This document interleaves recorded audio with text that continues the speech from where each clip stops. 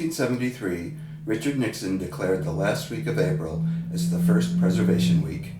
May has been Historic Preservation Month since 2005. America has always been about progress. In the late 1800s, conservationists felt we were in danger of losing natural spaces and treasures. President Teddy Roosevelt was sympathetic to their cause. In 1906, he signed the first preservation law, the American Antiquities Act. It protected archaeological and historic sites on public lands and let the president protect landmarks and objects of historic or scientific interest by designating them as national monuments. The first monument was Devil's Tower in Wyoming, followed by the Grand Canyon National Monument. In 1935, the Historic Sites Act organized federally owned parks, monuments, and historic sites under the National Park Service and the United States Secretary of the Interior. It also declared that historic preservation was a national policy. In 1966, the National Historic Preservation Act recognized the need to remember and preserve our physical history. Federal interstate highways like I-95 in Philadelphia and urban renewal had destroyed miles of both urban and rural landscapes. The Seneca Street South Exchange Street parking lot is a local testament to urban renewal. To be fair, the area was to be redeveloped, but a deal fell through. Private businesses were raising buildings to put up modern ones. 4 banks demolished old buildings for new ones in the late 1960s. Historic preservation isn't just one thing. There are 4 types of activities. Preservation focuses on the maintenance and repair of existing historic materials and keeping changes of a building as it has evolved over time. Periodic activities like painting and cleaning gutters are preservation. The original columns at Rose Hill Mansion are checked for rot and are patched as needed. Restoration is taking a property back to a particular period of time in its history by removing evidence of other periods. When the Historical Society bought the John Johnston House, there were additions on the back that were removed to take the house back to its 1820s appearance. Reconstruction recreates original parts of a property that were destroyed. The square belvedere on Rose Hill Mansion had been removed, but a new one was built to give the house its original appearance. There were photos that gave an idea of what it looked like.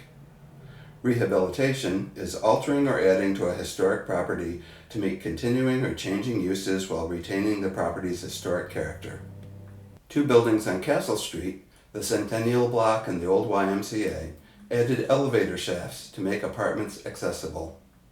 The Preservation Act created the National Register of Historic Places for buildings and districts that deserve to be preserved for their historical or architectural significance.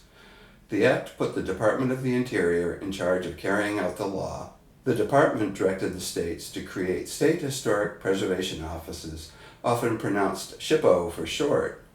Each SHPO helps communities evaluate and preserve important buildings and sites. They are also in charge of National Register of Historic Places nominations for their state. In 1971, Parrott Hall was the first Geneva building put on the register. There are 13 individual listings in the city, the most recent being the St. Francis de Sales Parish Complex in 2015.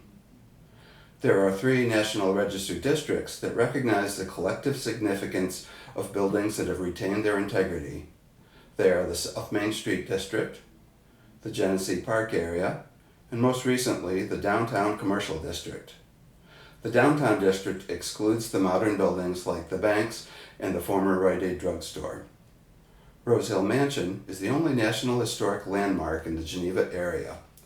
Landmarks meet a higher standard, so Rose Hill is a great example of Greek Revival architecture, and not just an example.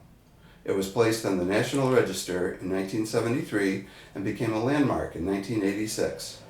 National Register status doesn't protect a building from being demolished. Local laws are the most effective protection for buildings. In 1969, Geneva added historic zoning to its municipal code to preserve districts, buildings, and structures that reflect the city's heritage.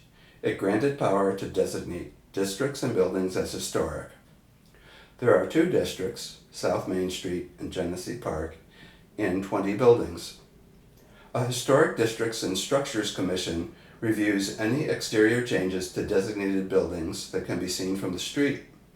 They consider the historic value of the building and its surroundings, and how proposed changes might affect those things.